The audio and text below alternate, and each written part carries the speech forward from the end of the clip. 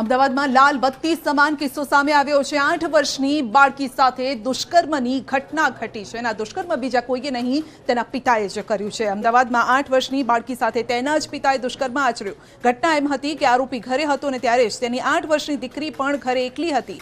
આરોપીની પત્ની તેની માતા સાથે હોસ્પિટલમાં હતી અને તે સમયે આરોપીએ તેના દીકરાને આઈસ્ક્રીમ ખવડાવી બાદમાં તેને ફોસલાવી તેની દીકરીને ફોસલાવી અને તેની સાથે દુષ્કર્મ કર્યું હતું। બાળકીની તબિયત બગડતા તેણે બૂમાબૂમ કરી અને જેથી આરોપીએ બાજુમાં રહેતી એક મહિલાને બોલાવી, જે મહિલાએ બાળકીની માતાને જાણ કરી। માતા ઘરે આવી બાદમાં આરોપી પતિ સાથે બાળકીને લઈને હોસ્પિટલ ગઈ અને જ્યાં ડોક્ટરે ચેકઅપ કર્યું તો દુષ્કર્મ થયું હોવાનું સામે આવ્યું। તો દીકરીની માતાએ તેની બાળકીને પૂછ્યું, તેણે તેના જ પિતાનું નામ આપ્યું અને સમગ્ર હકીકત જણાવી હતી અને જેથી પોલીસે ફરિયાદના આધારે ગુનો નોંધી હેવાન પિતાની ધરપકડ કરી છે।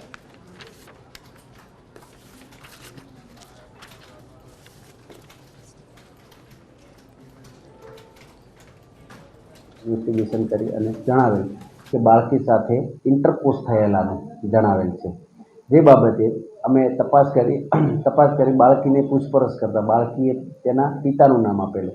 તેના પિતાનું નામ આપેલું, તેના પિતાને પૂછપરછ કરતા તેના પિતાએ પહેલાં તો આડાવાળા જવાબ આપતા હતા, પરંતુ પાછળથી તેને સમજાવેલો કે તે કંઈ ના કરેલું હોય તો તને અમે જવા દઈશું એ લલચાવેલો।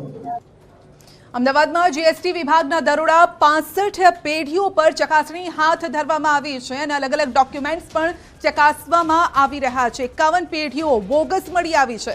₹97 કરોડની કરચોરી પણ પકડાઈ છે। અમદાવાદમાં 29, વડોદરામાં 6 પેઢીઓ પર દરોડા હાથ ધરવામાં આવ્યા। સુરતમાં 25 અને રાજકોટમાં 5 પેઢીઓ પર દરોડા પાડવામાં આવ્યા હતા, જ્યાંથી આ હકીકતો સામે આવી છે। 65માંથી 51 પેઢીઓ બોગસ મળી આવી છે।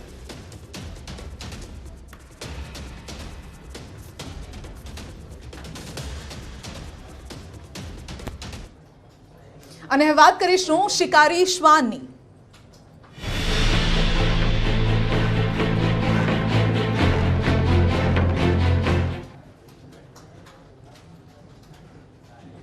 સુરતમાં શ્વાનનો આતંક। જી હા, શ્વાને એક બાળકીને ફાડી ખાધી છે। જ્યારે બાળકી રમતી હતી અને તે સમયે જ શ્વાન તેના ઉપર ત્રાટક્યો હતો। શહેરના ફૂલપાડા અશ્વિની કુમાર વિસ્તારમાં એક શ્વાને નાની બાળકીને ગાલ પર બચકું ભર્યાની ઘટના સામે આવીને જેમાં બાળકીને તાત્કાલિક હોસ્પિટલ ખસેડાઈ।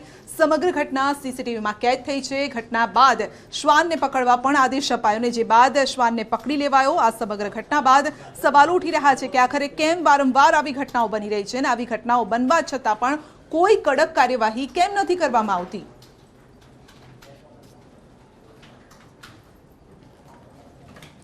તો સુરતમાં શ્વાનનો આતંક બેફામ રીતે વધી રહ્યો છે। સીસીટીવીમાં આ દ્રશ્યો પણ સામે આવ્યા છે। તો દીકરી બૂમાબૂમ કરતી રહી, પરંતુ તેને છોડાવવા માટે કોઈ ના આવ્યું। જ્યારે પરિવારમાંથી એક વ્યક્તિ તેને છોડાવવા આવ્યું ત્યાં સુધી શ્વાન તેને ફાડી ખાધું હતું, તેના ગાલ ઉપર બચકું ભરી લીધું હતું અને ગંભીર રીતે દીકરી ઇજાગ્રસ્ત પણ થઈ છે। 7 વર્ષ તેની ઉંમર છે।